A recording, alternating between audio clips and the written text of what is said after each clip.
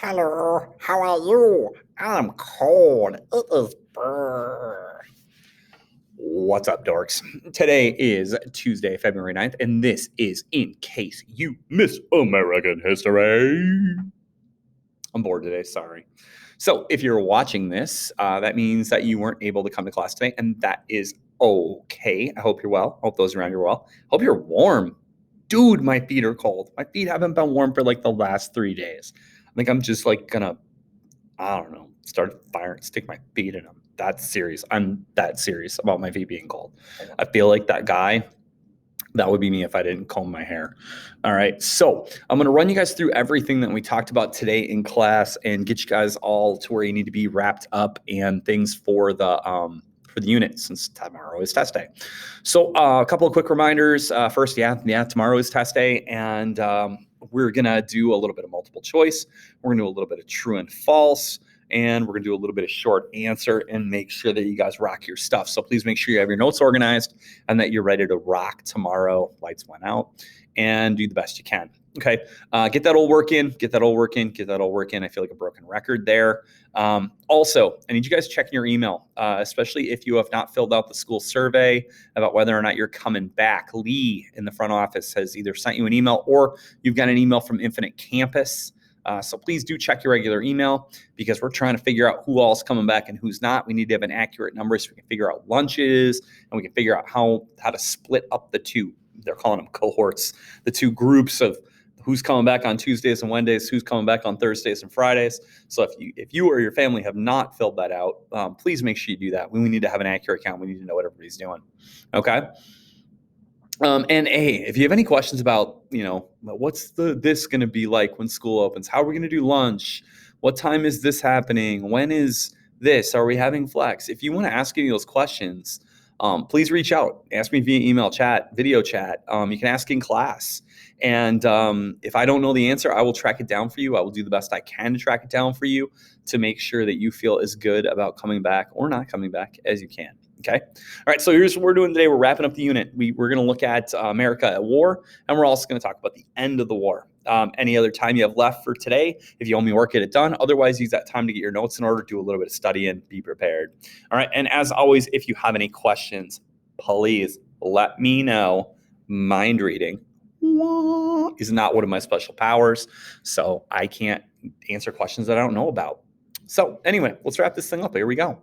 All right. So we are going to start off by looking at America at war. Yesterday, we talked about America on the home front, or what people were doing here while soldiers were fighting overseas in Europe. And, the thing is that in 1917, when we declared war, we weren't really ready to go. We couldn't have fought a war right away on that day. That's true in most cases for most countries. They're not ready to, the words mobilize instantly.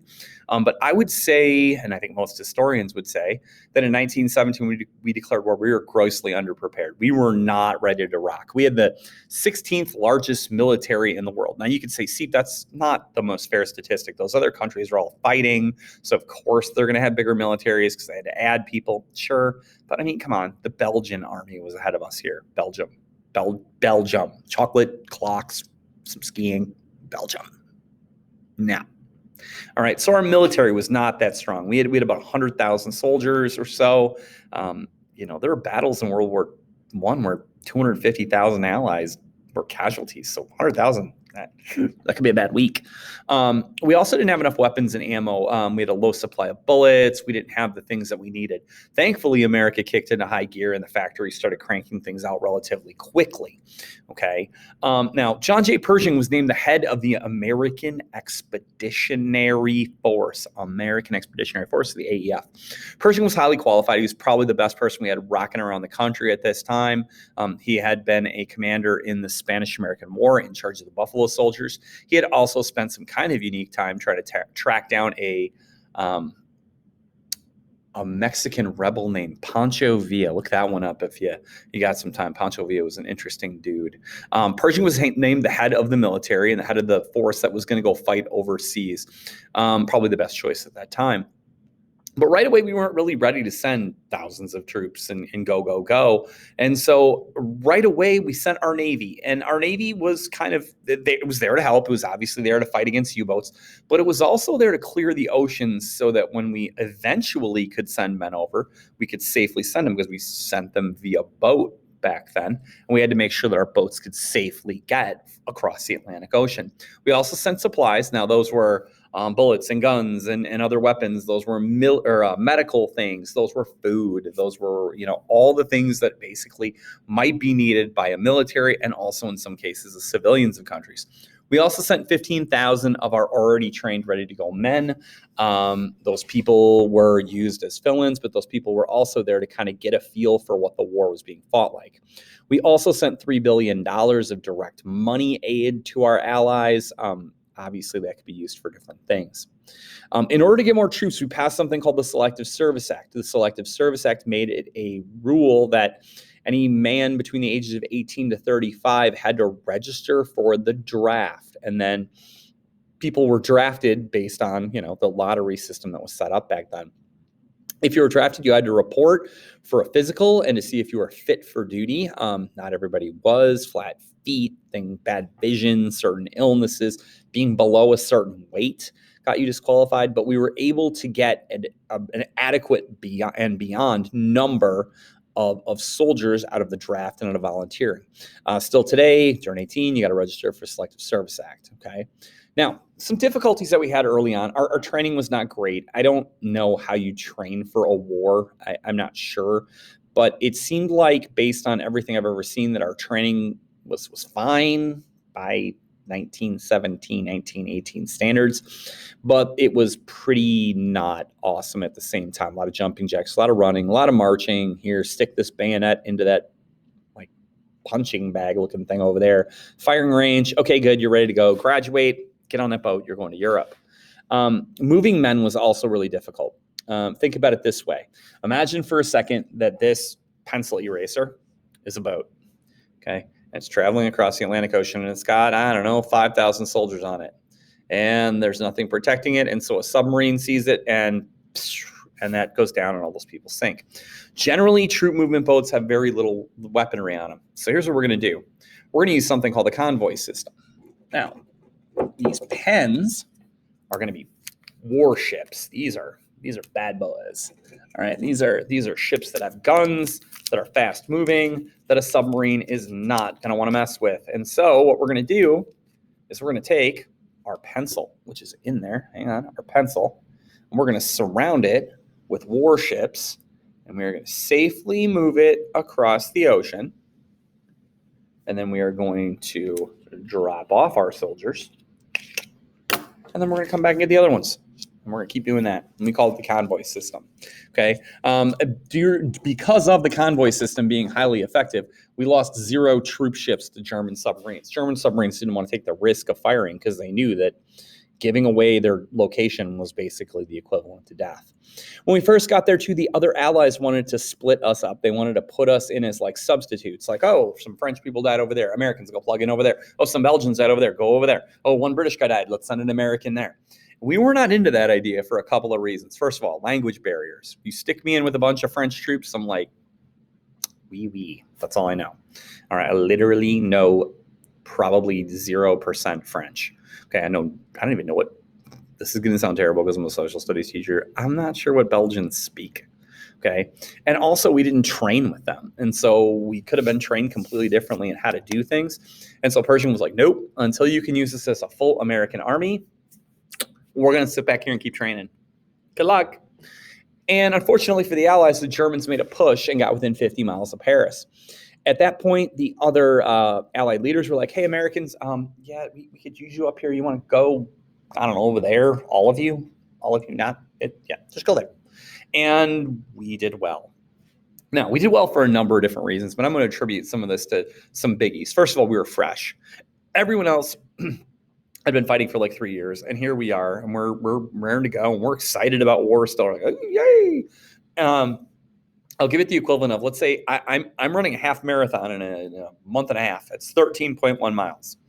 Let's say you come to the half marathon, and in the 2 miles left, you jump in, and you're like, see, let's go, come on. You got to run faster. My legs feel good. What's wrong with you? I've already run 11 miles, dude. I'm tired. You're fresh. You're young. You're healthy. I'm broke down and I'm tired.